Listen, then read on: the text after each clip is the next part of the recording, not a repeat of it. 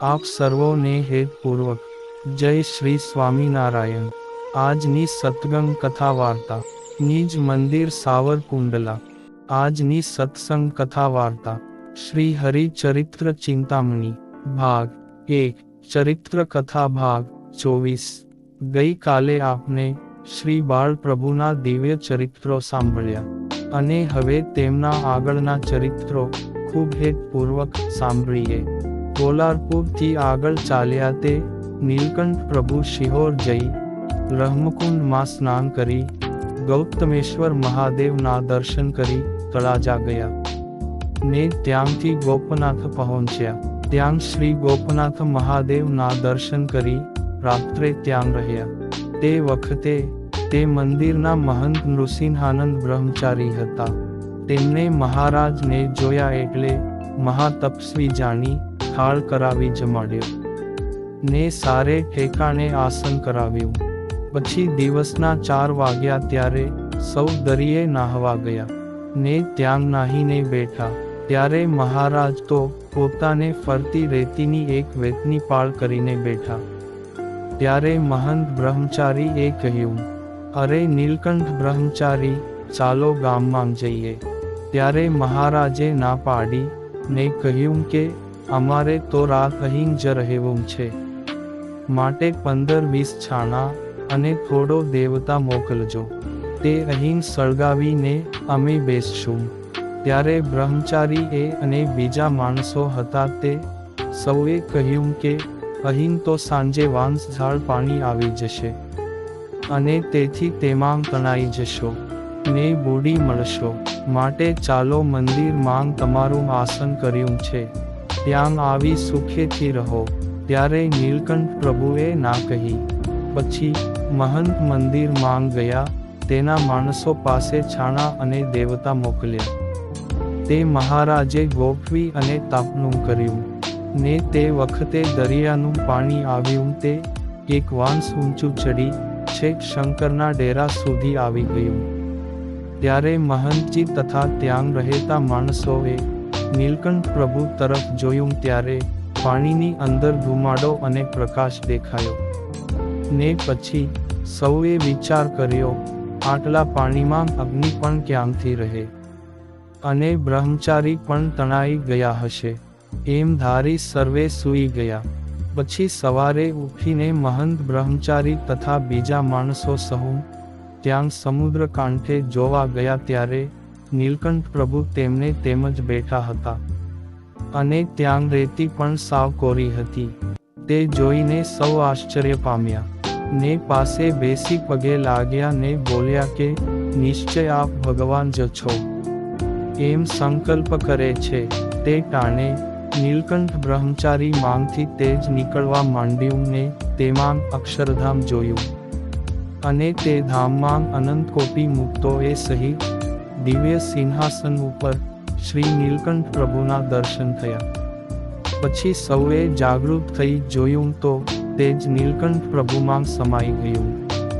પછી સૌએ વિનંતી કરી મહારાજને મંદિરની જગ્યામાં તેડી લાવ્યા ને ત્યાં 5 દિવસ રોક્યા ને ખૂબ જ સારા થાળ બનાવીને જમાડ્યા। પછી શ્રી નીલકંઠ પ્રભુએ મહંત બ્રહ્મચારીને કીધું કે અમારે અહીંથી આગળ દ્વારકા આદિ તીર્થોની યાત્રાએ જવું છે, એમ કહી ત્યાંથી ચાલી નીકળ્યા ને જ્યારે ગોપનાથના મહંતનો અંતકાળ આવ્યો ત્યારે તેને બ્રહ્મચારી યાદ આવ્યા ને તેણે પત્ર લખી ગઢપુરથી સહજાનંદ સ્વામીને બોલાવ્યા ને મહારાજ જાવા સારું તૈયાર થયા ત્યારે ઘણા હરિભક્તો, કાઠી દરબારો અને સંતો પણ તૈયાર થયા। ત્યારે શ્રીજી મહારાજે વિચાર્યું કે આટલા બધા સંતો ભક્તો અને કાઠી દરબારો ત્યાં જઈશું તો મહંતને ઘણો ખર્ચો થશે ને પછી ત્યાં ગયા નહીં। પણ ક્યારેય નૃસિંહાનંદ બ્રહ્મચારી એ દેહ મેલ્યો ત્યારે શ્રીજી મહારાજ અનંત મુક્તો સાથે વિમાન લઈ તેને તેડવા પધાર્યા। ત્યારે તેમને કહ્યું કે હે બ્રહ્મચારી મહારાજ, મેં તમને કાગળ લખ્યો હતો, ત્યારે તમે કેમ ન પધાર્યા? ત્યારે શ્રીજી મહારાજ બોલ્યા તે વખતે અમારી સાથે આવનારા માણસો ઝાઝા હતા, તેથી તમારે ખર્ચ વધી જાય એમ જાણી નહોતા આવ્યા. ત્યારે બ્રહ્મચારી કહે કે જો તમે આવ્યા હોત તો આ ખજાના માંગ પડેલા રૂપિયા તમારી સેવામાં વપરાત ને. હવે તે એમ જ પડ્યા રહેશે.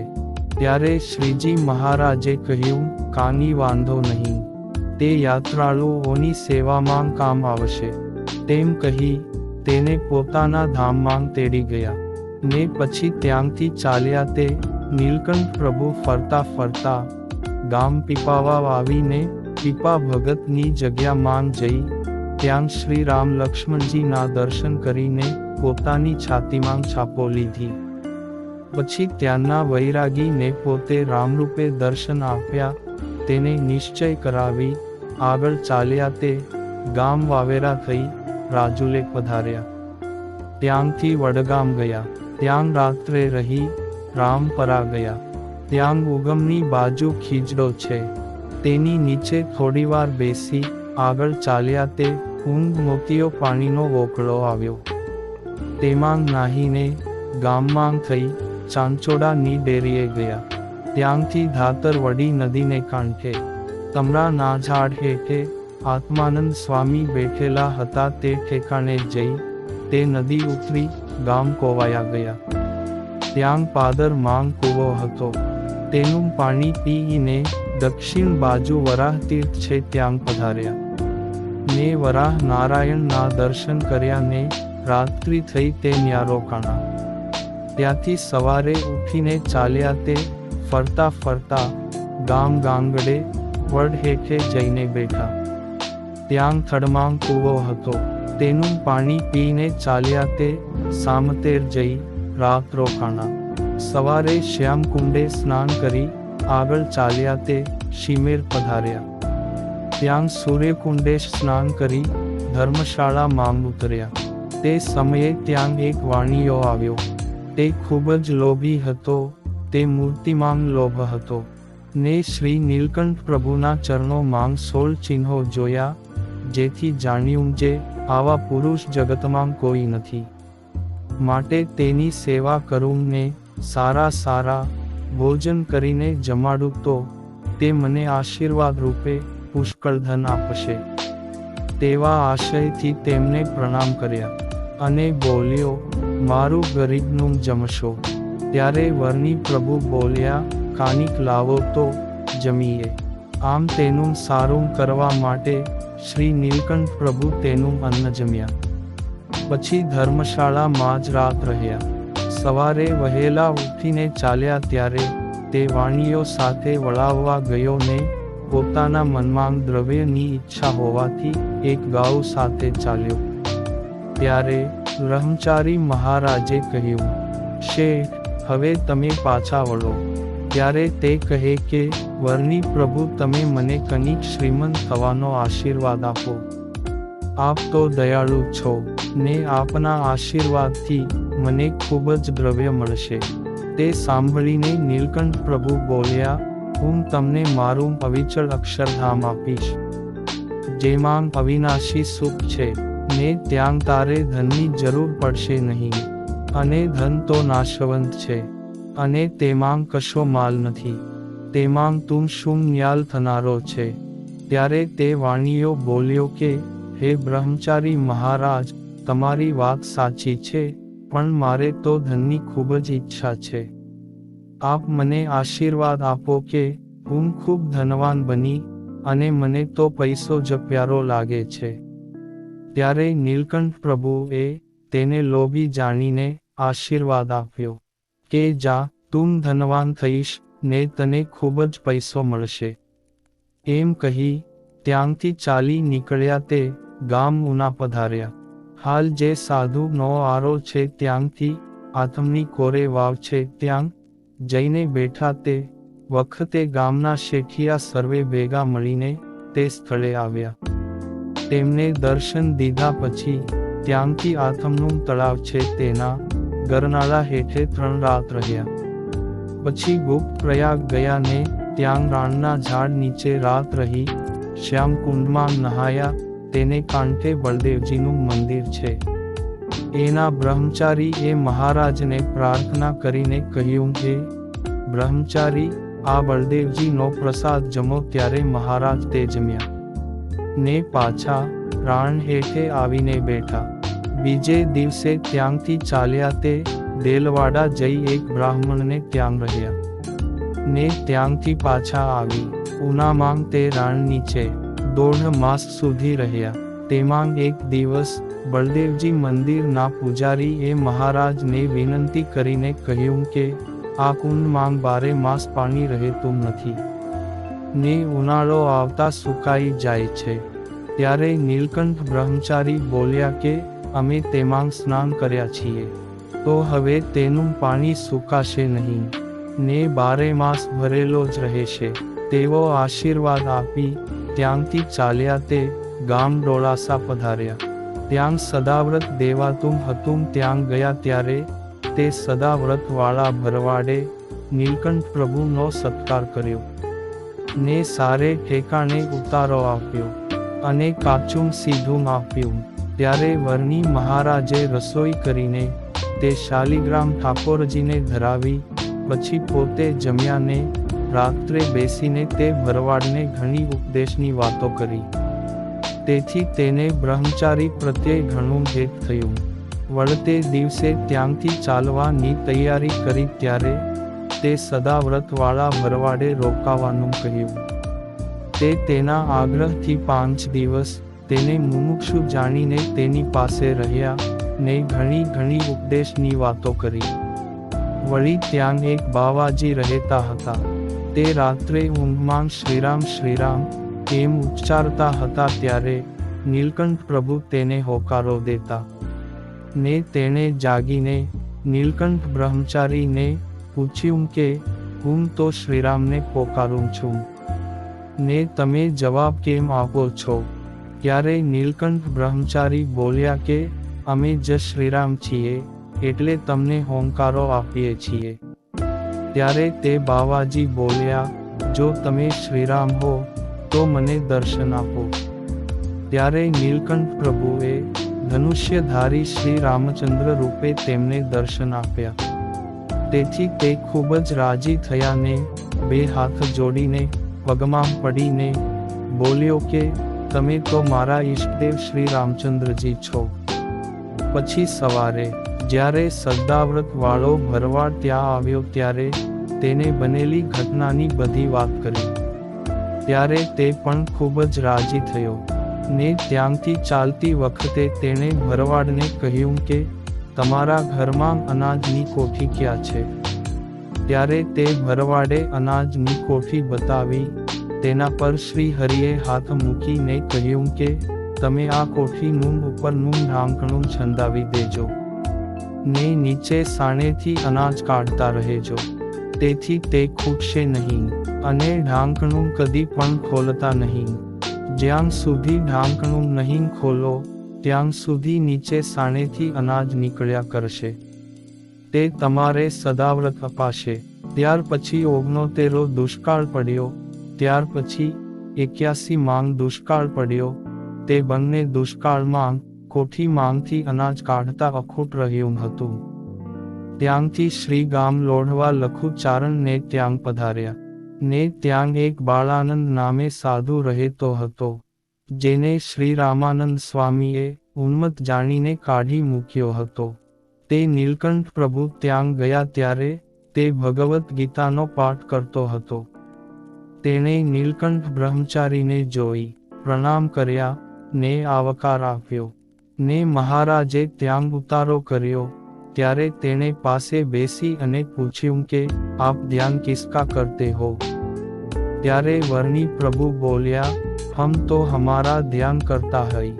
ત્યારે બાળાનંદે વર્ણી મહારાજને કહ્યું જે અબસે હમારા ધ્યાન કરના. ત્યારે શ્રી પ્રભુએ જાણ્યું કે આ તો બ્રહ્મજ્ઞાની છે, માટે અહીં આપને જાજુ રોકાવું નથી એમ વિચારીને ત્યાં બેસી રહ્યા. પછી રાત્રે રામાનંદ સ્વામીએ સ્વપ્નમાં આવી તેને 4 સોટી મારીને જગાડીને કહ્યું જે અહીં બ્રહ્મચારી આવ્યા છે તેને તે તારું ધ્યાન કરવાનું કેમ કહ્યું? તું તો જીવ છો ને, ધ્યાન તો ભગવાનનું જ થાય. અને જો જે બ્રહ્મચારી આવ્યા છે તે કોઈ સામાન્ય મનુષ્ય નથી, પરંતુ સાક્ષાત પુરુષોત્તમ નારાયણ શ્રી હરિ છે. માટે સવારે ઉઠીને તેને 5 દંડવત કરજે અને તેની પાસે માફી માંગજે, અને લખુને પણ કહેજે કે તેની સેવા કરે. એમ કહીને અંતર્ધાન થઈ ગયા. પછી સવારે નીલકંઠ પ્રભુ ઉઠ્યા ત્યારે તેમને 5 દંડવત કરીને માફી માગીને રામાનંદ સ્વામીએ કહેલું સઘળું વૃત્તાંત કહ્યું. પછી બોલ્યો કે, હે બ્રહ્મચારી પ્રભુ, તમે હવે અહીં જ રોકાઓ તો અમને તમારી સેવાનો લાભ મળે.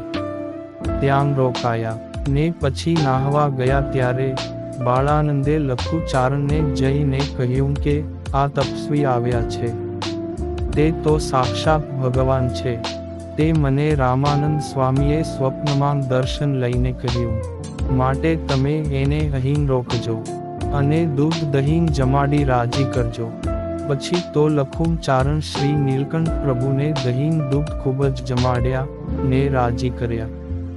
આ રીતે 3 માસ સુધી ત્યાં રોકાયા અને બાળાનંદ અને લખુચારણે શ્રી નીલકંઠ પ્રભુની ખૂબ જ સેવા કરી.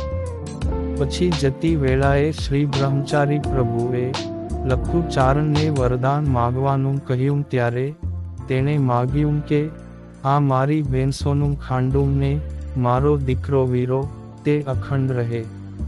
ત્યારે નીલકંઠ પ્રભુ બોલ્યા કે એમાં તે વળી શું માગ્યું? તે તો 69 કાળ પડશે ત્યારે આ પૃથ્વી પર ઘણું ખરું નહીં રહે. માટે કલ્યાણ જોઈતું હોય તો આપીએ. ત્યારે લખુચારણ બોલી, મને તો આત્માનંદ સ્વામી મળ્યા ને તેને મેં ગુરુ ધાર્યા, ત્યારથી જ મારું કલ્યાણ થઈ ગયું છે. માટે મારે એની જરૂર નથી ને ભેંસો અને દીકરા સિવાય મારે બીજું જોઈતું પણ નથી. ત્યારે મંદ હસતા થકા શ્રી નીલકંઠ પ્રભુ તેને આશીષ આપી ત્યાંથી ચાલી નીકળ્યા. પછી આગળ ચાલતા પ્રભાસ પાટણ પધાર્યા. ત્યાં હિરણ્ય, સરસ્વતી અને મધવતી એમ 3 નદીનો સંગમ છે.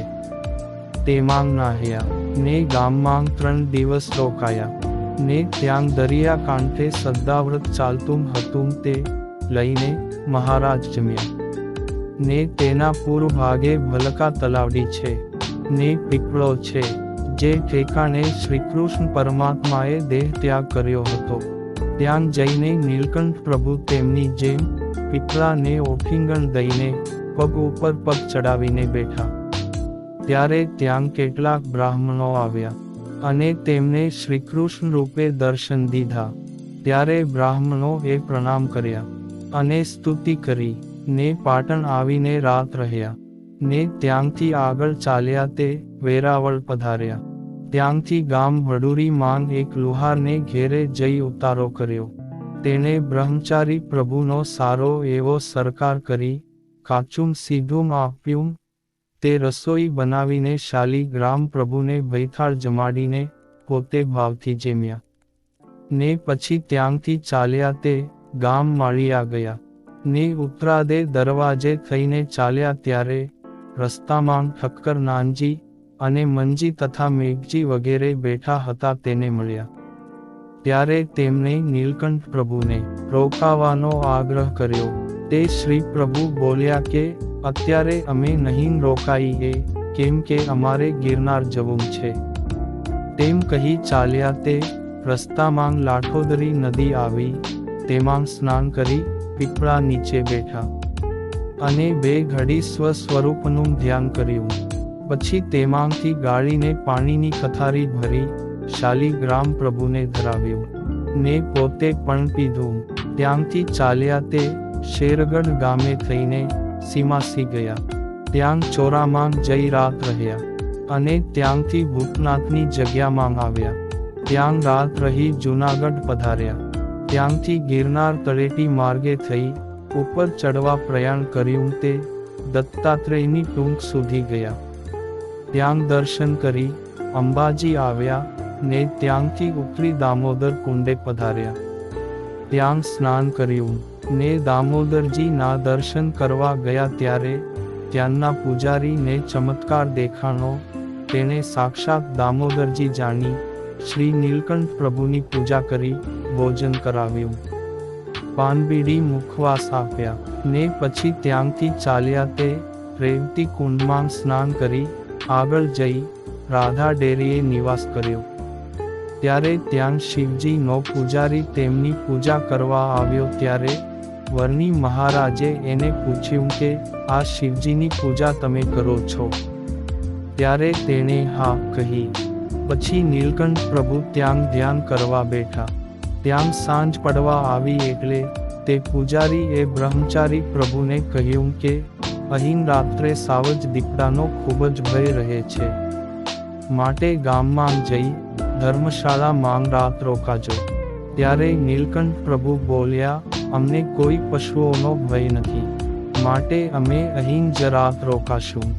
ને પછી તે બ્રાહ્મણ ગામમાં ગયો ને નીલકંઠ પ્રભુ ત્યાં જ રોકાયા.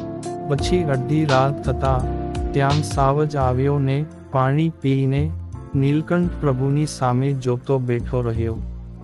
પછી મહારાજ તે સાવજનો ઓફિંગણ કરીને સૂતા. પછી સવારે પૂજારી બ્રાહ્મણ અને ગામના માણસો આવ્યા. તે સર્વે આ દ્રશ્ય જોઈ ખૂબ જ નવાઈ પામ્યા. પછી પ્રભુ પણ જાગૃત થયા ને સાવજને માથે હાથ ફેરવ્યો ત્યારે તે જંગલમાં ચાલ્યો ગયો. પછી મહારાજ 3 દિવસ ત્યાં રાધા ડેરીએ રોકાણા. તે વખતે ગોધાવા વાળી જગ્યામાં બ્રાહ્મણનું ભોજન થતું હતું. ત્યાં બ્રહ્મચારી પ્રભુ જમવા પધાર્યા ને સહુ સાથે જમવા બેઠા. પણ અસુર વૈરાગીઓએ તેમને જમવા દીધા નહીં ને જ્યાં જમવા બેસે ત્યાંથી ઉઠાડી મૂકે તેમ 7 વખત ઉઠાડ્યા. તે જોઈ એક બ્રાહ્મણને દયા આવી. તેથી નીલકંઠ પ્રભુને પોતાની સાથે લઈ હાટકેશ્વર મહાદેવની જગ્યામાં તેડી ગયો ને બ્રહ્મચારી માટે કાચું સીધું લઈ આવ્યો. પછી પોતે રસોઈ બનાવીને શ્રી પ્રભુને જમાડ્યા. આથી રાજી થઈ બ્રહ્મચારી મહારાજે એ બ્રાહ્મણને પોતાના ધામમાં લઈ જવાનો કોલ આપી ત્યાંથી નિસર્યા તે ગોરખ વાવે પધાર્યા. ત્યાં પાણી પીધું ને આગળ ચાલ્યા તે વંથલી આવી સૂરજકુંડમાં સ્નાન કરી શ્રી વામન પ્રભુના દર્શન કર્યા ને ત્યાંથી આગળ ચાલ્યા તે ક્યાં પધાર્યા તેની કથા હવે આપણે આગળના ભાગમાં સાંભળશું. અત્યારે આપ સૌને હેતપૂર્વક જય શ્રી સ્વામિનારાયણ.